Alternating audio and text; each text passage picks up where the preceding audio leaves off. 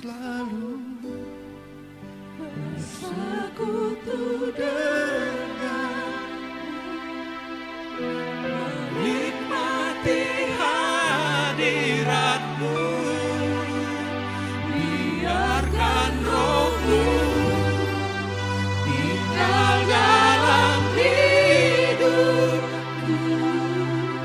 Sungguh indah bersamamu, ku ingin selalu bersekutu denganmu,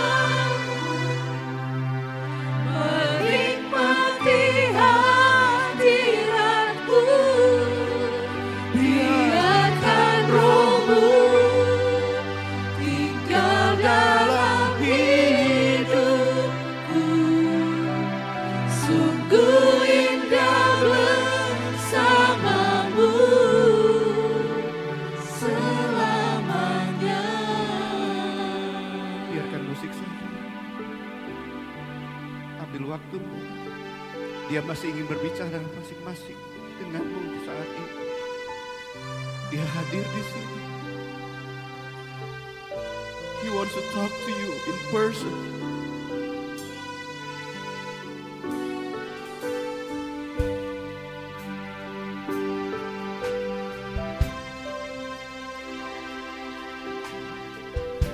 Dia menyampaikan kepadaku pada hari ini, ketika Yesus ditinggikan,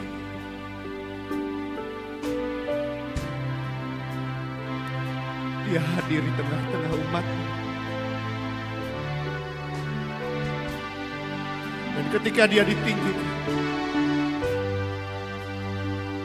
Dia akan datang dengan kuasa kebangkitan. Dan apa yang tidak pernah kau pikirkan, dan apa yang tidak pernah kau rasakan, itu yang akan disediakan oleh Allah bagi kita semua. Haleluya. Oh, ku ingin selalu bersekutu denganmu, menikmati hadiratmu, biarkan rohmu tinggal dalam hidupku. Sungguh indah bersamamu. Ku ingin selalu bersekutu denganmu, menikmati hadiratmu, biarkan rohmu tinggal dalam hidupku. Sungguh indah bersamamu.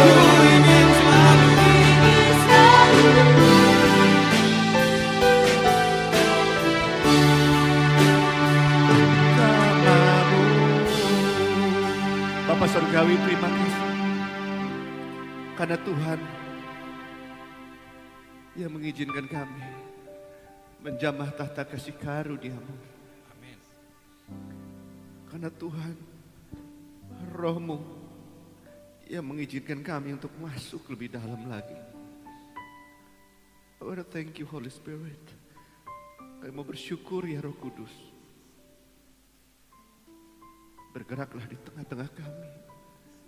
Jamahlah in person, jamahlah masing-masing satu persatu umat-Mu di tempat ini. Amin. Kami membutuhkan-Mu. Amin. Karena kami mencintai-Mu. Terima kasih Bapa Surgawi. Dipermuliakan nama-Mu ya Yesus. Dalam nama Yesus kami bersyukur dan kami berdoa. Kami mau mendengarkan firman-Mu. Berbicaralah. Berbicaralah dalam nama Yesus. Amin. Silakan duduk saudaraku. Shalom.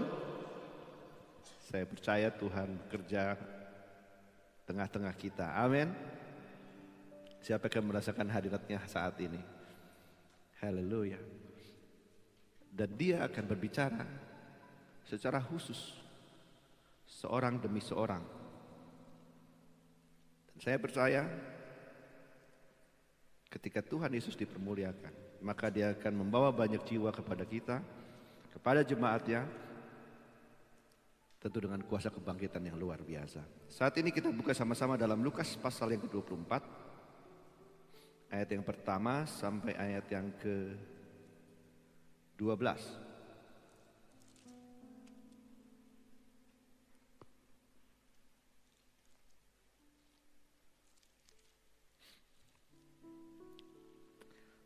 Saya akan bacakan bagi kita semua.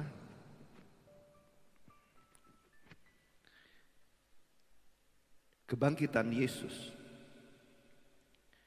Tetapi pagi-pagi benar pada hari pertama minggu itu, mereka pergi ke kubur, membawa rempah-rempah yang telah disediakan mereka. Mereka mendapati batu sudah terguling dari kubur itu. Dan setelah masuk, mereka tidak menemukan mayat Tuhan Yesus. Sementara mereka berdiri termangu-mangu karena hal itu, tiba-tiba ada dua orang berdiri dekat mereka, memakai pakaian yang berkilau-kilauan. Mereka sangat ketakutan dan menundukkan kepala. Tetapi kedua orang itu berkata kepada mereka, "Mengapa kamu mencari Dia yang hidup di antara orang mati? Ia tidak ada di sini. Ia telah bangkit. Ingatlah apa yang dikatakannya kepada kamu ketika Ia masih di Galilea, yaitu bahwa Anak Manusia harus diserahkan ke tangan orang-orang berdosa dan disalibkan dan akan bangkit pada hari yang ketiga." Maka teringatlah mereka akan perkataan Yesus itu. Dan setelah mereka kembali dari kubur, mereka menceritakan semuanya itu kepada ke-11 murid dan kepada semua saudara yang lain. Perempuan-perempuan itu ialah Maria dari Magdala dan Yohana dan Maria ibu Yakobus dan perempuan-perempuan lain juga yang bersama-sama dengan mereka, memberitahukannya kepada rasul-rasul. Tetapi bagi mereka perkataan-perkataan itu seakan-akan omong kosong, dan mereka tidak percaya kepada perempuan-perempuan itu. Sungguh pun demikian, Petrus bangun, lalu cepat-cepat pergi ke kubur itu. Ketika ia menjenguk ke dalam, ia melihat hanya kain kapan saja. Lalu ia pergi dan ia bertanya dalam hatinya, apa yang kiranya telah terjadi. Berbahagialah orang yang mendengarkan firman Tuhan, melakukannya dan menghidupinya di dalam hidupnya, dan menjadi berkat bagi banyak orang. Amin. Puji Tuhan. Saudara, saya percaya kisah ini sudah saudara tahu sejak lama. Tapi ada satu kisah yang luar biasa pada hari ini. Ketika ada 3 orang dan perempuan lainnya. Karena pada saat ketika Yesus mati, sebenarnya semua para murid-murid sudah tercerai-berai. Yang pertama Petrus. Ditanya, kamu pengikut Yesus ya? Enggak, saya enggak kenal dia. Bahkan pada setelah itu Thomas pun sampai dia harus mencucukkan tangan bahwa itu Yesus, dia tidak percaya bahwa Yesus bisa hidup. Dan pengikut-pengikut Yesus yang lainnya itu diburu. Bahkan pemburuan pengikut-pengikut Yesus itu sampai pada zaman Paulus.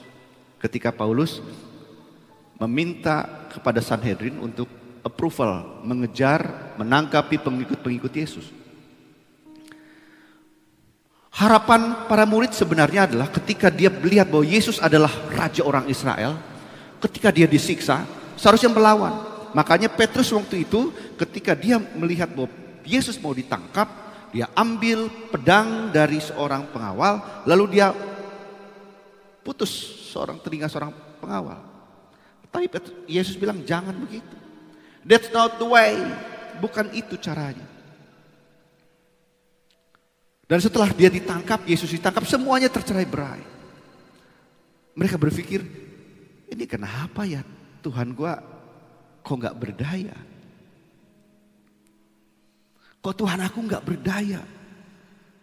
Ketika dia disiksa, apakah murid-murid tidak melihat? Ada yang melihat dari jauh, ada yang melihat dari dekat. Salah satunya Petrus, dia lihat dari dekat. Sampai-sampai kepergok sama seorang perempuan. Jadi pada saat itu semua orang-orang yang dekat dengan Yesus sembunyi, takut. Bahkan mereka ada yang berkumpul, lalu apa? Ngunci pintunya. Karena takut dikejar-kejar. Tapi ada 3 perempuan dan perempuan lainnya yang tidak takut akan hal itu. Bahkan ketika mereka sembunyi, mereka datang ke kubur Yesus. Merempah-rempahi, dia spending. Dia mau keluar uang. Dengan resiko, dia ditangkap. His intent, kerinduannya karena Yesus begitu besar. Kenapa? Saya mau cerita sedikit tentang 3 wanita luar biasa ini. Yang pertama adalah Maria Magdala. Dikenal sebagai Maria Magdalena.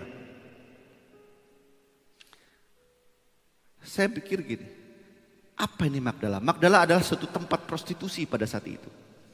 Dan seorang yang masuk dan pekerja prostitusi pada saat itu begitu rendah dan dia tidak punya, kalau mau apalagi mau dalam hidup rohani. Apalagi ini mau jadi pengikut Yesus. Tetapi dalam Markus 16 ayat 9 katakan Tuhan Yesus mengusir setan dari Maria. Yang disebut Maria dari Magdala. Dan ketika dia telah diselamatkan oleh Yesus, dibebaskan dari keterikatannya, pada saat itu dia langsung berbalik mengikuti Yesus.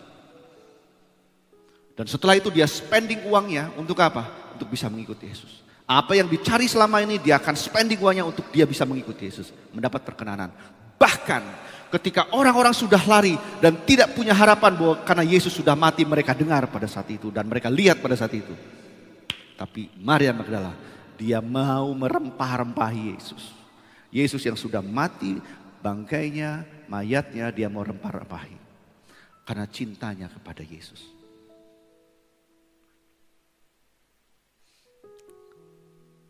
Maria Magdala melakukannya karena rasa syukur dan cinta kepada Yesus.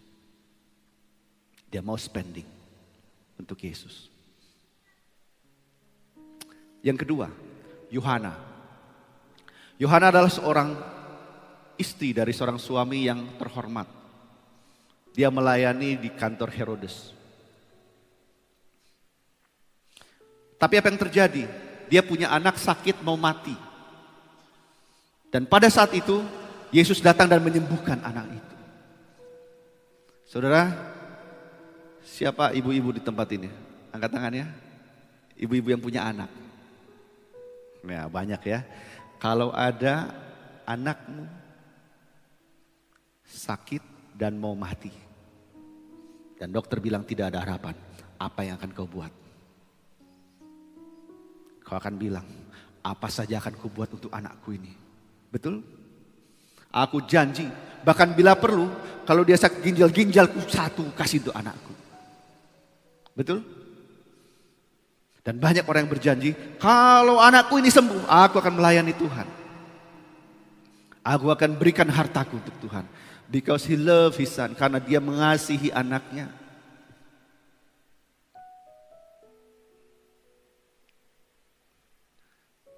Yohana melakukan itu. Ketika Yesus menyembuhkan anaknya, start pada saat itu, dia langsung berbalik. Aku melayani dan mengikuti Yesus. Meskipun pada saat di mana orang-orang sudah meninggalkan Yesus, dia tidak takut. Bahkan kalaupun dia harus menyerahkan nyawanya, dia akan tetap datang pada Yesus. Yohana. Yang ketiga adalah Maria, ibu Yakobus. Ini ibu Yakobus bukan ibu Yakobus yang murid Yesus, tapi Yakobus satu lagi. Tapi Yakobus ini pun adalah orang yang menjadi pengikut Kristus, dan ibu ini merasa bersyukur anaknya telah dipanggil. Dia tidak masuk dalam golongan 12 murid, tetapi dia masuk golongan yang 120 murid. Saudaraku, Maria ibu Yakobus ini, ketika dia melihat anaknya berubah menjadi pengikut Kristus, dia bilang, karena anakku sudah Tuhan ubahkan, aku mau mengikuti Yesus. 3 wanita ini adalah 3 wanita yang punya kesaksian luar biasa.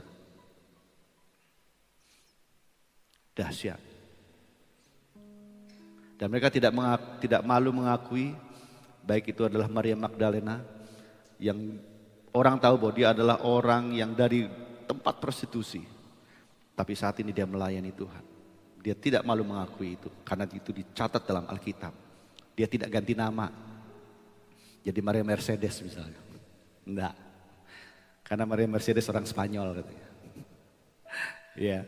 Tapi saudaraku, saya mau sampaikan, 3 wanita ini, dia datang ke kubur Yesus.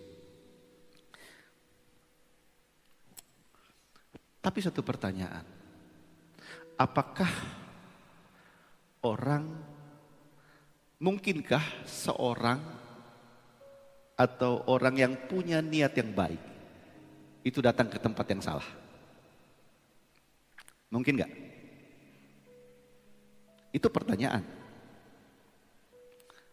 Ya. Orang-orang ini, 3 wanita ini tidak diragukan dalam hal kesaksian, tidak diragukan dalam cintanya, tidak diragukan dalam keirinduan dan keinginannya. Tapi lihat apa yang disampaikan oleh Alkitab.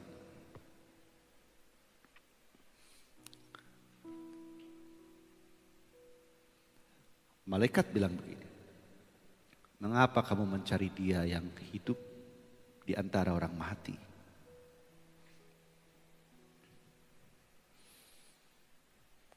Lalu setelah itu dia bilang gini, ingatlah apa yang dikatakannya kepada kamu ketika ia masih di Galilea. Yaitu bahwa anak manusia harus diserahkan ke tangan orang dan disalibkan. Dan akan bangkit pada hari yang ketiga.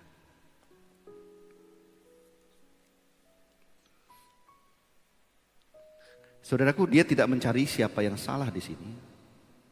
Dan tidak ada salahnya kalau kita mencari dengan niat yang baik, tapi ternyata ke tempat yang salah. Karena kita tidak punya niat untuk mencari yang salah. Tapi Yesus waktu itu bilang begini, malaikat bilang begini, ngapain kamu cari dia yang hidup di antara orang mati? Ngapain kamu cari Yesus yang hidup di kubur kosong? Loh, kalau kita jadi 3 perempuan ini, kita bisa berkilah. Kan Tuhan, aku gak tahu. Kita aja yang tahu sekarang. Karena udah tahu ceritanya. Betul gak? Kita tahu ceritanya. Saya minta supaya ini ada ilustrasinya lebih bagus. Minta tolong ada 2 perempuan lah di sini. Nah, Ruth sama siapa? Henny. Iya. Dan Pak Sasden, sini Pak Sasden. Ada di sini. Supaya nanti saudara bisa menangkap alur ceritanya. Ya, nah, Pak Sasden di sini. Kita tetap social distancing ya, tapi nggak apa-apa lah. Ya. Jadi ketika para wanita ini, dia dari rumah, dia datang bawa rempah-rempah dengan satu tujuan, ingin melayani Yesus. Salah nggak? Nothing wrong with that. Dia punya intent yang baik, punya intent yang baik. Waktu wanita-wanita ini datang ke kubur Yesus. Nah, kubur Yesusnya di sini. Dia lihat kubur batu sudah terguling. Kubur batu itu besar, beratnya nggak tahu berapa ton. Dia terguling. Lalu ketika dia masuk, nggak ada orang. Lihat, tiba-tiba ada seorang malaikat. Cring. Nah ini perwakilan dari dua. Datang. Dia bilang, sini datang. Nah, ini kan datang kubur Yesus.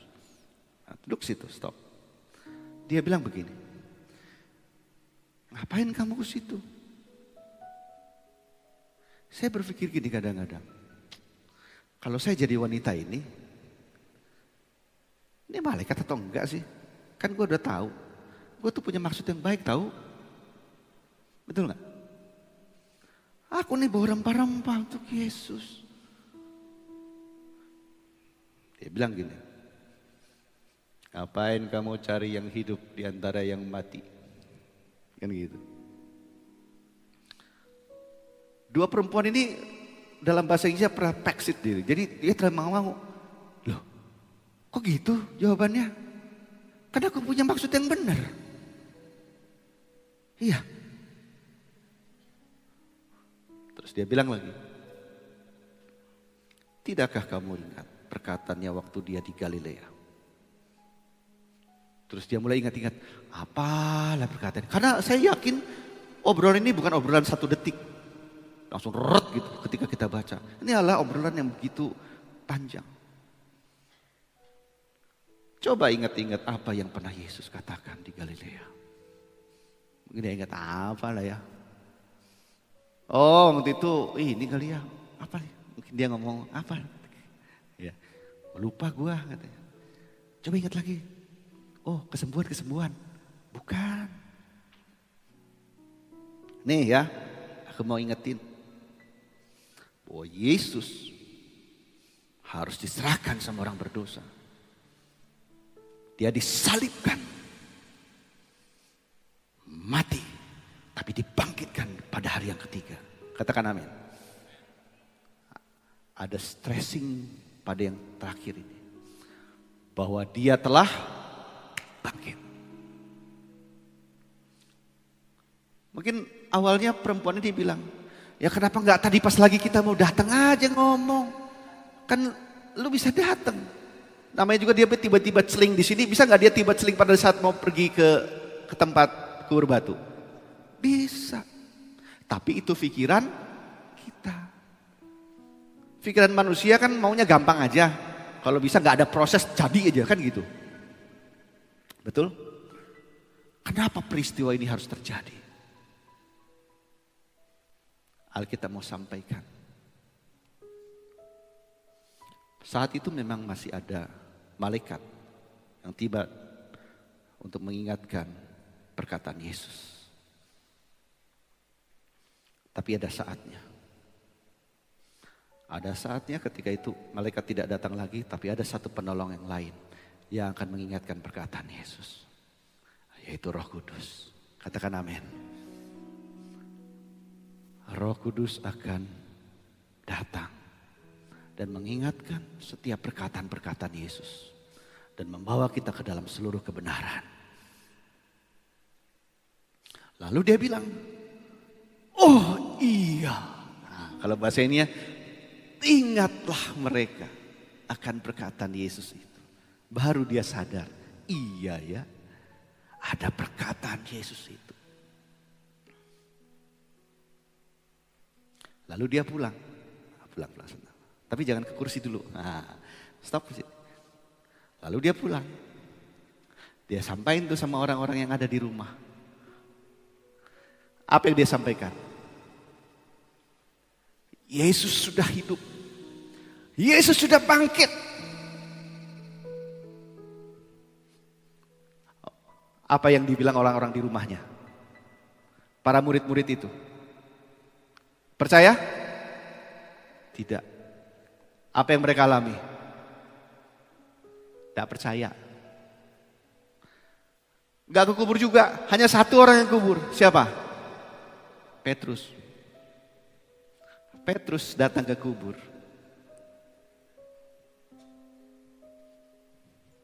Apa ini?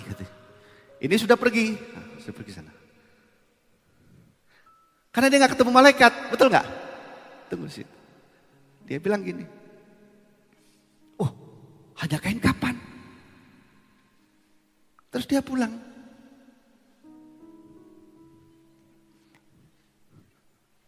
Stop di sini. Boleh duduk, boleh duduk. Dia bilang gini, apa yang kejadian apa nih ya? Saya mau kasih tahu saudaraku, kejadian perubahan Petrus tidak terjadi instan. Dia butuh proses. Karena kejadian ini, dia harus menunggu waktu lagi. Dia menunggu waktu lagi. Dan Yesus menampakkan diri lagi. Bukan sama Petrus. Setelah itu dia menampakkan diri di Emmaus. Dan orangnya itu yang sudah mengenal Yesus, dia gak sadar bahwa Yesus sedang berjalan bersama dia.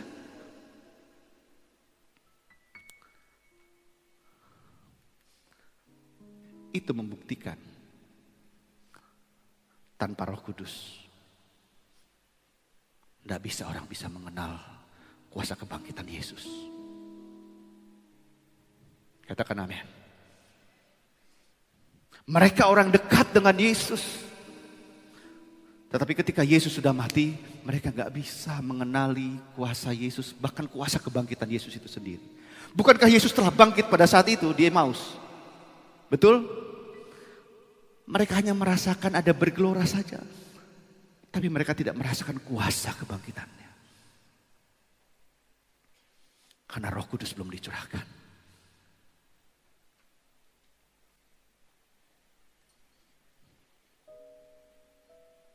Pastor berkali-kali sudah menyampaikan. Setelah itu apa? Kejadiannya adalah di Kisah Para Rasul. Mereka semua berkumpul. Duduk lagi. Mereka semua berkumpul di kamar loteng. Para 11 murid.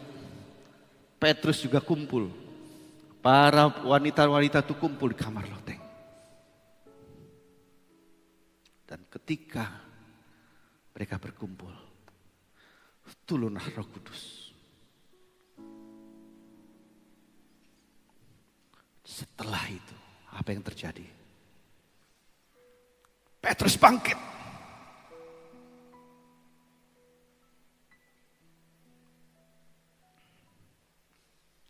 Dan 5.000 orang bertobat menerima Yesus. Setelah itu banyak kebaktian rohani. Dan ribuan orang bertobat terima Yesus. Kejadian setelahnya apa? Telah diceritakan minggu-minggu sebelumnya. Ketika mereka berjalan, bayangannya saja pun menyembuhkan orang.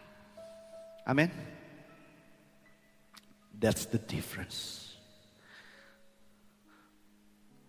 Ada Roh Kudus dan belum dipenuhi oleh Roh Kudus.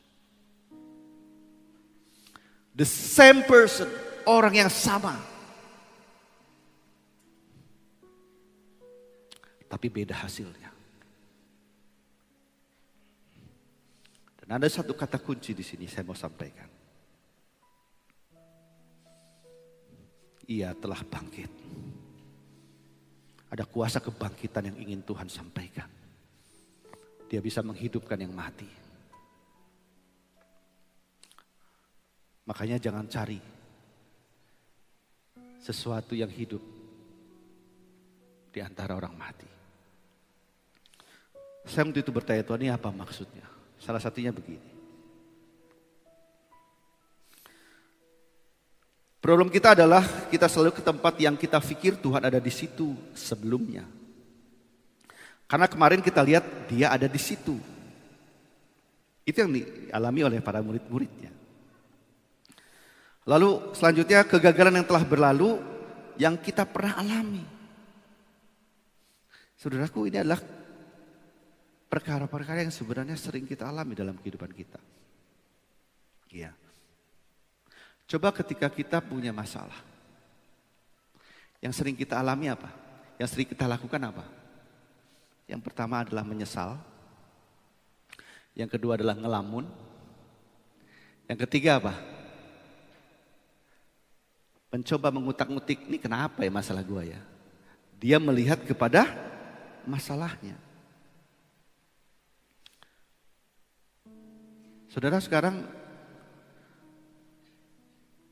prinsip ini supaya kita tidak menoleh kepada masalah kita dipakai oleh manajemen modern.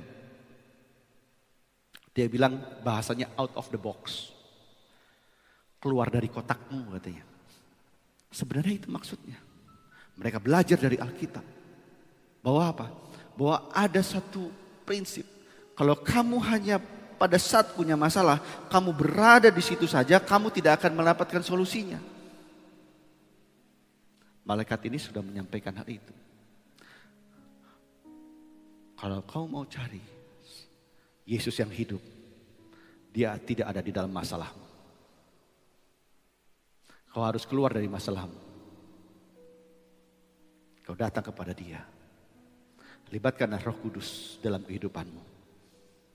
Maka dia akan membawa engkau ke dalam segala kebenaran yang Tuhan Yesus pernah sampaikan. Katakan amin, saudaraku.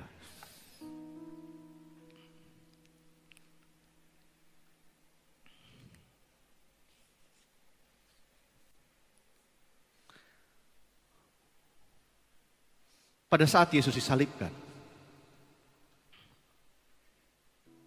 semua berduka, saudaraku. Pada saat Yesus disalibkan, saya mau tanya, apakah surga berduka? Berduka, saudaraku. Ketika Yesus disalibkan, dan sebelum dia mati, dia bilang, Eloi, Eloi, lama sabachthani. Apa artinya? Allahku, Allahku, kenapa engkau meninggalkan aku? Karena pada saat itu, dosa seluruh umat manusia ditanggung oleh Yesus. Dan Allah yang kudus, Bapa yang kudus, dia harus memalingkan wajahnya. Karena saat itu Yesus menanggung semua dosa manusia. Dia masuk ke dalam kerajaan maut. Dia perang dengan kerajaan maut selama 3 hari. Dan pada hari yang ketiga dia bangkit. Katakan amin. Dia menang, saudaraku. Tapi ingat, pada saat kejadian itu, surga berduka. Karena one only begotten son, anak yang tunggal, harus berpisah dengan bapaknya untuk sementara waktu. Apa yang terjadi juga dengan para muridnya? Para muridnya tetap berduka. Hanya ada perbedaannya, saudara. Pada hari yang ketiga, apakah surga masih berduka? Enggak. Karena dia udah tahu Yesus bangkit. Yang lainnya masih berduka. Kalau bahasa kerennya sekarang sudah move on. Surga sudah move on. Allah sudah bergerak. Allah sudah bertindak. Mereka masih belum. Bahkan ketika tahu bahwa Tuhan Yesus tidak ada di kubur, Petrus bilang apa? Apa kejadian apa ya? Kejadian apa ini ya?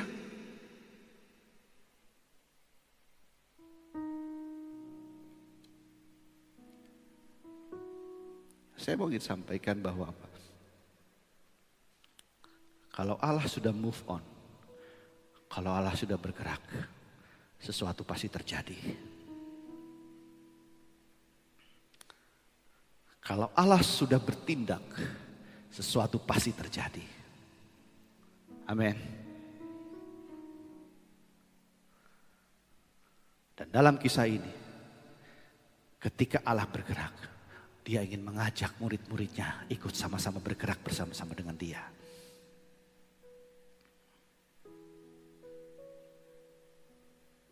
Dan itu hanya bisa terjadi kalau Roh Kudus mendapatkan tempat di dalam pergerakan itu. Saya melihat, saudaraku, kalau saudara lihat sebelumnya terjadi pertentangan di antara para murid, betul? Siapa yang terutama, siapa yang lebih hebat, siapa yang lebih jagoan, banyak. Tapi ketika mereka dibaptis oleh Roh Kudus dan Roh Kudus memenuhi mereka, murid-murid tidak berbicara itu lagi. Mereka bersatu. Hanya satu tujuannya. Melayani Yesus. Memperjuangkan apa yang Tuhan Yesus sudah sampaikan. menggenapi rencana Yesus dalam hidup mereka. Katakan amin, saudaraku. Ketika Roh Kudus bergerak, kesatuan itu bisa terjadi. Kesatuan gak bisa dikesatu-satuin, saudara. Dia butuh Roh Kudus. Dia butuh Roh Kudus. Roh Kudus hadir di sini, mengalir di bait suci. Perkara ajaib pun terjadi, kuasa mujizat nyata, karena Roh Allah sedang bekerja. Roh Kudus hadir di sini, mengalir di bait suci. Perkara ajaib pun terjadi, kuasa mujizat nyata, karena Roh Allah sedang bekerja. Saudaraku, sebelum itu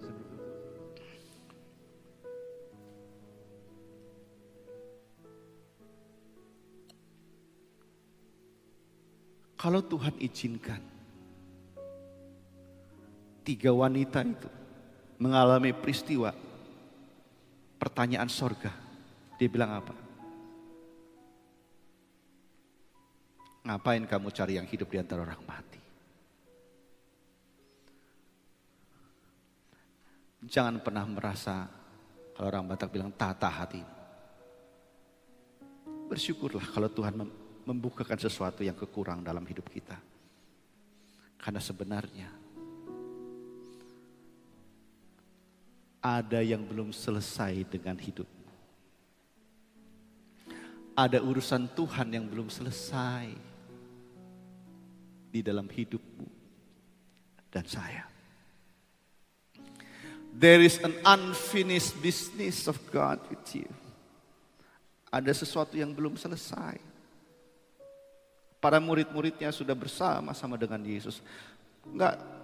Sudah begitu banyak pelajaran, begitu banyak mujizat, begitu banyak pekerjaan-pekerjaan Tuhan yang besar yang Tuhan pernah lakukan di antara para murid-muridnya. Tetapi kalaupun murid-muridnya masih ketakutan, murid-muridnya masih lari ketika Yesus mati dan disalibkan. Yesus katakan, that's okay, gak apa-apa. Itu tandanya ada sesuatu yang belum selesai dengan hidup para muridku, kata Yesus. Aku akan menyelesaikannya. Saudaraku, kalau engkau punya masalah dalam hidupmu, jangan pernah kau lari. Gak apa-apa. Karena kau punya masalah dengan ekonomimu. Kau punya masalah dengan pernikahanmu. Kau punya masalah dengan anak-anakmu. Anakmu kau suruh, kau beginin, gak bisa berubah-berubah. Jangan kau marahi anakmu. Anakmu tidak akan berubah dengan kemarahanmu. Kau bilang istriku begini, gak bisa berubah pastor. Hey, istrimu tidak bisa berubah dengan nasihatmu. Dengan kau marah istrimu, tidak berubah dia. Wah, suamiku begini pastor, kerjanya gak beres gini. Hey, suamimu tidak akan berubah dengan omelanmu. Tapi kalau Tuhan izinkan itu terjadi, karena Tuhan ingin membereskan hidupmu, katakan amin. Karena Tuhan ingin membereskan hidupmu. Ada urusan Tuhan yang belum selesai dengan hidupmu, gak apa-apa. Ada urusan Tuhan yang belum selesai dengan anak-anakmu, gak apa-apa. Itu bukan bagianmu. Itu bagian Tuhan, katakan amin. Itu bagian Tuhan. Kalau ada sesuatu saat ini dengan karirmu, jangan pernah engkau mengeluh. Jangan kau pernah bilang, apa yang salah denganku ya? Hei Tuhan, jangan. Yang kau hanya lakukan hanya pujilah dan sembahlah Tuhan. Karena itu adalah urusan Tuhan untuk membereskan masalahmu. Katakan amin. Itu adalah urusan Tuhan untuk engkau dan memulihkan engkau. Katakan amin. That's why you need Holy Spirit. Itu makanya engkau membutuhkan Roh Kudus. Itu sebabnya engkau butuh melibatkan Roh Kudus. Ketika para rasul, Petrus mencoba dengan kekuatannya menggunakan pedang. Padahal dia orang yang berkata, aku kalaupun mereka semua pergi, aku tidak akan pergi. Dianya yang nolak pertama kali. Tapi ketika Roh Kudus dicurahkan dan Roh Kudus memenuhi Petrus, apa yang terjadi? Apakah keadaannya pada saat itu orang-orang tidak diburu? Apakah pada saat itu para pengawal-pengawal dan para imam besar itu tidak mencari pengikut Yesus? Masih mencari pengikut Yesus. Bahkan korbannya adalah Filipus. Tapi Petrus tidak takut. Amin. Bahkan dia bilang, dia buat KKR di mana-mana, saudara. Haleluya, amin. Peristiwa yang belakangan ini, peristiwa corona, saya bersyukur bahwa kita punya para pemimpin yang luar biasa. Kita punya pastor yang luar biasa. Saya nggak bilang karena pastor ada di sini. Ya. Yang begitu konsisten supaya kita tidak takut. Memang kita tidak perlu takut pada corona. Karena Tuhan akan menyelamatkan kita semua. Karena Tuhan akan melindungi kita semua. Dia akan melepaskan engkau daripada penyakit ini dan akan meluputkan engkau daripada wabah ini. Hanya jangan cari di antara orang mati. Persoalan ini, solusinya hanya kita bisa dapat daripada surga. Dan ini adalah tugas kita semua untuk berdoa dan datang kepada Tuhan. Ekonomi butuh pemulihan. Keluarga butuh pemulihan. Gereja perlu pemulihan. Apalagi perusahaan kita perlu pemulihan. Karir kita perlu pemulihan. Tapi jangan cari di masalah itu sendiri. Carilah pada Tuhan yang hidup.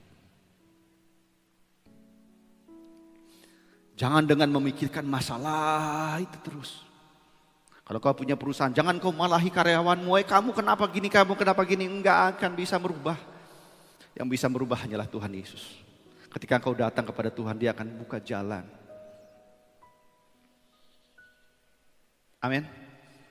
Amin, saudaraku. Katakan dalam hatimu saat ini, Tuhan punya urusan yang belum selesai dengan hidupku. Tuhan punya bisnis yang belum selesai dengan hidupmu.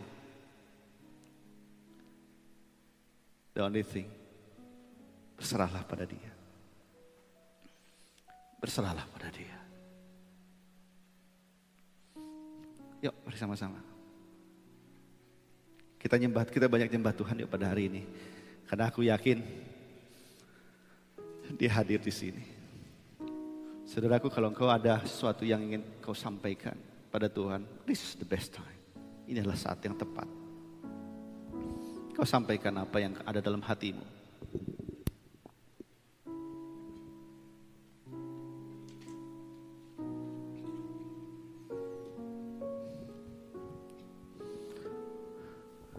Ketika para wanita ini datang ke kubur Yesus, mereka penuh kerinduan ingin bertemu. Tapi ada satu hal yang luar biasa. Ketika mereka keluar dari rumah mereka, mereka punya satu tujuan, menemui mayat Yesus. Tapi ketika mereka pulang, mereka menyampaikan kabar bahwa Yesus itu hidup. Amin. Bahwa Yesus itu hidup. Saudaraku, kuasa kebangkitan adalah satu message yang ingin disampaikan dalam kejadian ini. Sering kita mengatakan tentang kuasa kebangkitan, kuasa kebangkitan, kuasa kebangkitan. Apa itu kuasa kebangkitan? Saudara, itu nggak bisa kita analisa secara pikiran kita. Tapi yang paling mudah dimengerti adalah apa? Kalau engkau punya sesuatu yang mustahil, kalau itu mau menjadi mungkin, maka disitulah kuasa kebangkitan dibutuhkan. Amin. Sekarang saya mau tanya, apakah ada sesuatu yang dalam hidupmu saat ini, ada perkara-perkara yang tidak mungkin, tapi engkau ingin terjadi dalam hidupmu? Mintalah pada Tuhan, karena itu akan terjadi dalam hidupmu. Jangan minta yang kecil-kecil, saudaraku. Ya, jangan bermimpi yang kecil-kecil. Mimpilah yang besar-besar. Karena Tuhan akan memenuhkannya dalam hidupmu. Roh Kudus hadir di sini, mengalir di bait suci. Perkara ajaib pun terjadi, kuasa mujizat nyata, karena Roh Allah sedang bekerja. Roh Kudus, Roh Kudus hadir di sini. We feel you, Jesus. We feel your Holy Spirit. Mengalir di bait suci. Perkara ajaib pun terjadi, kuasa mujizat nyata, karena Roh Allah sedang bekerja. Tiada yang mustahil dan tiada yang sukar bila Roh Allah turut bekerja. Tiada yang mustahil bagi orang percaya, karena Roh Allah turut bekerja di antara kita.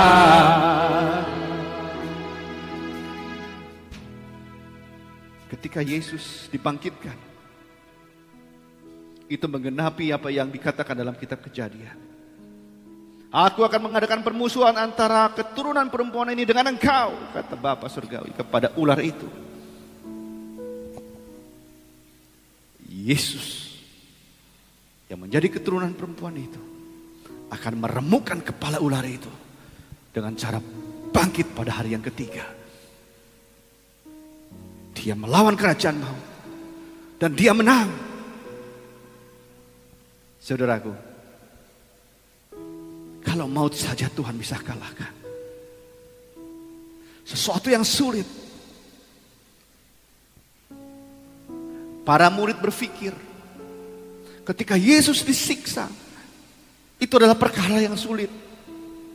Ketika Yesus didera, mengalami penderitaan, itu suatu yang sulit. Tapi Yesus bilang pada Petrus ketika dia melayangkan pedangnya, that's not the way. Bukan itu caranya. Caraku adalah cara Bapa. Aku harus masuk ke dalam kerajaan maut dan mengalahkan kerajaan maut, supaya pengikutku, orang-orang yang dipanggil di dalam Yesus, mengalami kemenangan. Kemenangan dalam kematian, yaitu kebangkitan Kristus. Haleluya.